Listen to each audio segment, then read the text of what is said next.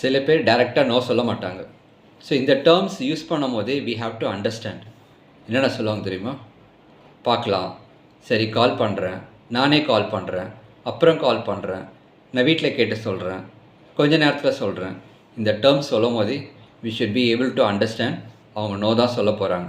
Because அது அவங்க nature கிடையாது. ஸோ ஆப்போசிட் பர்சன் யார் கேட்குறாங்கன்றதை பொறுத்து அவங்கள்ட்ட சொல்ல முடியாமல் இருக்கலாம். இல்லை இந்த நோன்னு சொன்னால் other person how they will think அப்படின்ற மாதிரி யோசிக்கலாம் அது. ஸோ இந்த டேர்ம்ஸ் வரும்போது வி ஹேவ் டு அண்டர்ஸ்டாண்ட். இன்னொரு மெயின் காமன் டேர்ம் வந்து சொல்லுவாங்க, will call you right back. Interview போனீங்கன்னா ஹெச்ஆர் போட்டு இந்த ஆன்சர் கண்டிப்பாக வரும். ஸோ அது அவங்களோட ப்ரொஃபஷனுக்கு அது அப்படி தான் பேசுவாங்க. We have to understand. But அந்த சைடு இருக்க பர்சன் வந்து இல்லை இது இல்லைன்னா இல்லைன்னு சொல்லிட்டு போகலாம். எல்லா விஷயத்துலையுமே இருக்குது.